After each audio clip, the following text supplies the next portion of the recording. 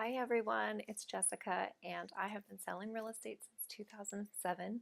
One thing I don't often mention in my videos is that I've actually been in the industry since 2000 where I got my first start at a mortgage company, and I worked with appraisal review, loan processing, and eventually loan origination for 7 years until I transitioned into the real estate side of the business. At that point I worked with foreclosure listings and then short sales, and then I've done just a little bit of everything on the real estate side. So one of the things I want to address today, which I don't really find too many videos about out there, is a request for repairs. So when I go into a listing appointment, usually one of the things that a seller will address with me is, hey, I'm selling this property as is. I don't want to do any repairs. And while I can completely understand their point, I have to, gently remind them that yes, I understand that. We'll do everything we can to relay that information. However, the reality is that the contract says a buyer has a right to do a home inspection, and through their home inspection they do have a right to request repairs. Now, it doesn't mean that a seller has to agree to any repairs. In fact, they don't even have to respond. However, as a real estate professional, I do try to keep the transaction together by making sure that all parties are working together cohesively.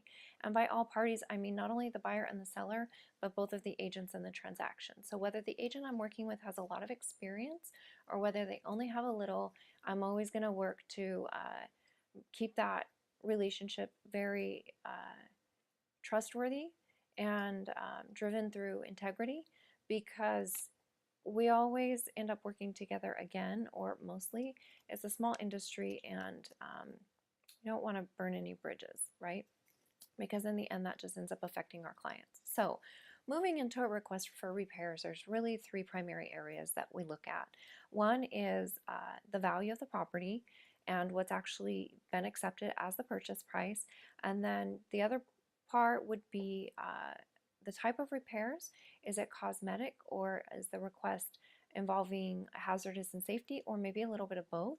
And then the third area that we look at is were those repairs that are being requested actually seen at the time of making the offer, and now the buyer is coming back and trying to get the seller to do something that the seller was very adamant that they're not going to be touching to begin with. So let's go back to the value of a property.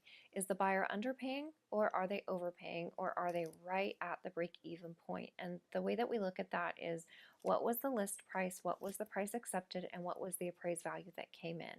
So we want to work within the value spectrum to find our first point of leverage. Sometimes we have leverage with a seller, sometimes we have leverage as a buyer, but it's the agent's job to figure out where you stand with your leverage. The second area of the request for repairs is differentiating between repairs that are cosmetic in nature or repairs that are hazardous or safety concerns. So if they're hazardous or safety concerns, I will always suggest to the seller, let's definitely take a look at these, because we want to avoid any potential lawsuits down the road. And if they're not going to repair them and the buyer really does take the property in as-is condition, we want to make sure that we're providing all of the disclosures necessary to protect everybody in the transaction, not just the seller and the buyer, but also the agents and the brokerage as well. The third area that we look at is the list of repairs. Were any of these items actually seen at the time of making the offer, and was the buyer fully aware that these were an issue? For example, I had an air conditioning that we disclosed at the time of accepting offers that it was not in working condition, nor would the seller do anything to repair it. So the buyer's agent was wonderful to work with, and she was able to help us address that issue during the request for repairs.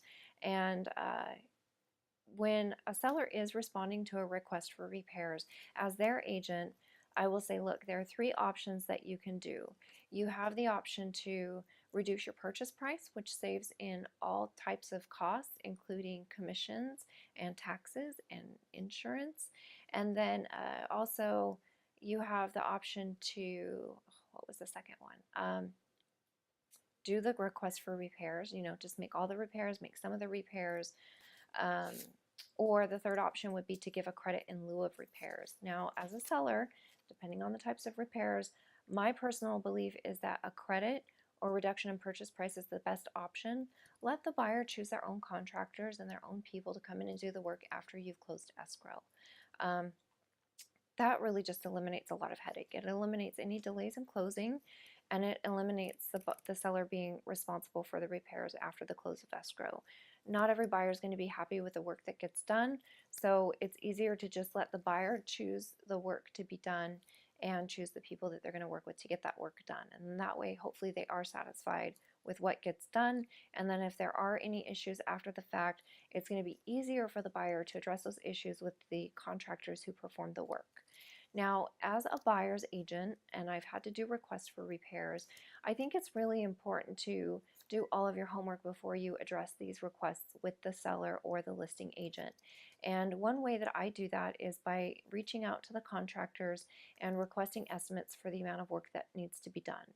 Now, sometimes I'll need to get access to the property again in order to get accurate estimates, and sometimes I can just send over a list of items that the buyers are concerned with. And then when I present my request for repairs, we're going to sit down with the buyer and we're going to talk about what are the most important things for you.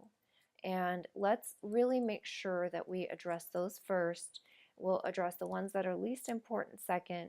And let's be realistic about what you can expect the seller to do based on what your offering price was, what the accepted price was, and whether or not these repairs are cosmetic or hazardous and safety concerns. So hopefully you haven't had too many issues with requests for repairs, or if you run into these now as an agent, buyer, or seller, you'll know how to address them a little bit more thoroughly. My name is Jessica Griffith, and my website is attorneyreferredlistings.com.